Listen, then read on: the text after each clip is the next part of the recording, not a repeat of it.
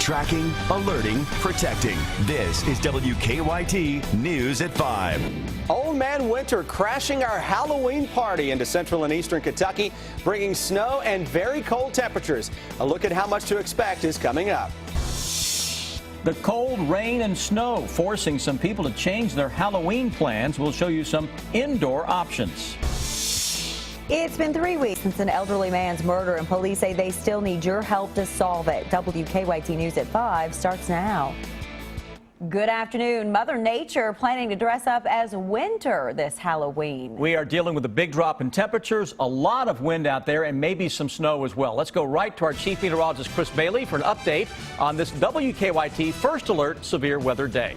2 days ago, guys, we were showing an Arctic front that was crossing into the Dakotas. That front is now right on top of east central Kentucky, and it is working quickly to the east. Behind it, temperatures have dropped into the upper 30s across the Lexington metro. We've had winds gusting around 31 to 37 miles per hour. And now in Lexington, I'm getting a few Twitter reports of some wet snow mixing in with the rain late this afternoon. Front is just now getting into eastern Kentucky, and you can pick up the leading edge of that front.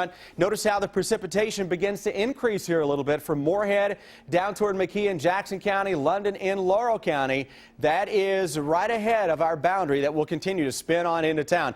Little bit of a break. That's going to fill in, though, very shortly as precipitation is working in from northwest to southeast as we go through the next several hours, and that will really intensify, I think, as we get deeper into the evening and certainly for the overnight hours.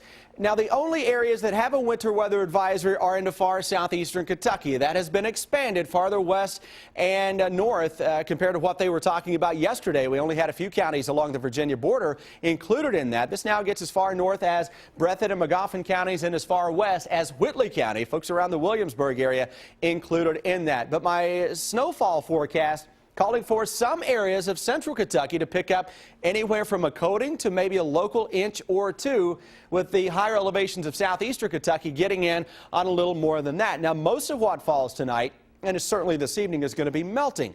But it's the grassy and the elevated surfaces that may pick up a quick coating or a little more than that late tonight and tomorrow. And guys, looking at some of the late data coming in with the short-range models, they're trying to pinpoint an area between I-75 and I-65 late this evening into the wee hours of the morning for a decent little snow band to set up. We'll continue to follow along, and of course we'll update it as we get more information through the evening. It's ugly, though. That it is. Well, it's unusual to have cold, but especially snow this early. Yes, this wintry blast has forced many people to change their plans this Halloween. WKYT's Mike Linden is live for us here in Lexington with more on what people are doing to avoid all this bad weather. What are they doing, Mike? Well, Amber and Sam, there are many ways so far this season to get out of the cold weather to celebrate Halloween, and it's quite interesting, in fact, that for the fourth time since record keeping began in the late 1800s, that we might see some snow in Lexington on Halloween, which might not be the best news for trick-or-treaters, but there are still plenty of ways for trick-or-treaters to get out of the cold weather and enjoy the holiday. Malibu Jack's off of Man o' War Boulevard is celebrating Halloween night indoors tonight. From 6 to 10, all kids in costume can play miniature golf for free and get a free slice of pizza. My brother Terry and I, we're from Lexington, so we've been through the perfect Halloween nights and we've been through the ones with snowflakes. So when we open this, we look for chances to help out the community and give them a place to go when you don't want your 6-7-year-olds out running in this weather. Centerpoint Church on Greendale Road is bringing their Trick or Trunk event indoors too. From 6 to 8, families can stop by for candy and treats at decorated booths. It's something that we decided to do because there are so many families that do need a safe place for their kids to come and enjoy, and also a place that they don't have to run around the neighborhood for a lot of evening, where they can just come, they can spend 2 hours here, have a lot of fun, get a lot of candy, and enjoy their evening. Fayette Mall on Nicholasville Road is holding an indoor trick-or-treat event as well for kids ages 1 to 12 from 6 to 8 o'clock. Now, as Chris mentioned, overnight tonight we could be looking at lows slipping into the mid to low 20s. It is going to be quite cold out there, not only this evening, but into Saturday as well. Live in Lexington, Mike Linden, WKYT. And knowing Mike, he's probably trying to do some trick-or-treating out there himself right now. For a full list of those trick-or-treat times in the area, including indoor ones, you can go to WKYT.com. What a night. Tens of thousands of people will pack downtown Lexington this evening to see country music legend Garth Brooks. He plays the first of 4 shows beginning at 6:30 tonight at Rupp Arena. Many of those fans have started heading downtown. This is a live look from Triangle Park from our Sky Cam. And yes, it looks like it's a pretty busy time on the road right now. WKYT's Kristen Kennedy is live downtown with more on how everything is going so far. Kristen? Sam, fans have been waiting for 16 years for Garth Brooks to return here to Lexington, and 80,000 are expected to come here Friday night, tonight, and tomorrow night, many of them from out of town. We've been waiting for this building because this building holds a lot of honor with us, and a lot of great memories. The country music superstar hasn't been in the bluegrass in more than a decade. His return this weekend is causing a lot of concern for city leaders. Lexington police are working with crews at Rupp to make sure traffic flows smoothly.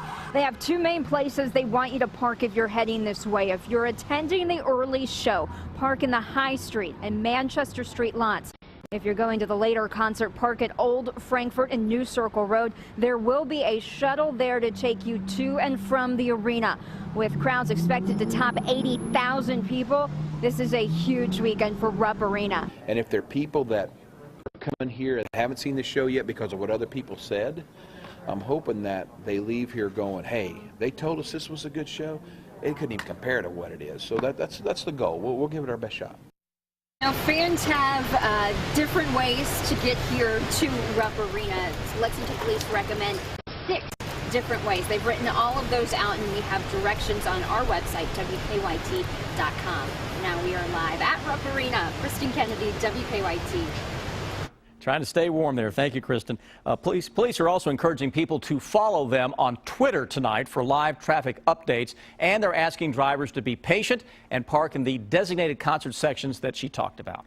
It is a plea for help today from police as they investigate an elderly man's murder. 82-year-old Lloyd Souders was found dead outside his Rowan County home October 9th. Police say they still need information from the public to help solve this case. WKYT's Victor Puente is tracking the search for answers in a story that's new at 5. Since Lloyd Souders was murdered earlier this month, Kentucky State Police have gotten dozens of tips, but they're still waiting for the information that will lead them to his killer. Souders was found beaten to death in the driveway of his home on October 9th. Since then, Kentucky State Police have been searching for the person responsible. The amount and the nature of his injuries would lead me to believe that it was someone who went up there who was probably aggravated with Mr. Souders. So police have been trying to retrace his steps. They believe Souders knew his killer. We're just trying to learn as much as what we can about his lifestyle and how he lived. Gardner says they've been getting tips almost every day, but so far those tips haven't led to an arrest. The people who knew Souders have told police that he was a kind man, making it even harder to imagine someone killing him. The reports that we get on Mr. Souders that he was a very, very good person, done a lot of good things for lots of folks, but obviously he's made someone mad to the point where they would want to kill him. Detective Gardner told me they do have forensic evidence that's being processed at the State Police Crime Lab. They're hoping it will also help answer some questions. In Rowan County, Victor Puente, WKYT. After his death, neighbors told WKYT that police took Souders' truck as part of their investigation. In Franklin County, State Police unveiled a road sign honoring a fallen Water Patrol officer. The sign is a tribute to Officer David Childs. He and a state police trooper died 43 years ago while helping with a water rescue in the Kentucky River. Childs was a father of 3 and a Korean War veteran. Very proud and a little overwhelming, the camaraderie and that they hadn't forgotten him after 43 years. You know, it's very moving, extremely moving. The sign will be located on Coffee Tree Road in Frankfort.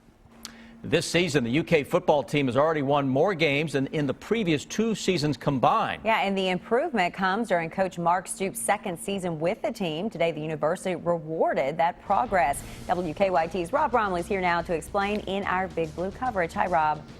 Hello, and the extension for Mark Stoops will take him through the 2019 season. That is a full 5 years after this current season concludes. Stoops is only in his 2nd year at UK. The Cats stand 5-3. It's generally believed that his rebuilding job is way ahead of schedule. Athletics Director Mitch Barnhart says Stoops has exceeded his expectations. Everything that he has said he was going to do, he has done, and it's on schedule and on task. And so whether that was recruiting, the way he was going to build the strength in our program, the way he was going to change the locker room, all those things are on target. It means a lot to me. I think I felt great support from the moment that I've been here through right now.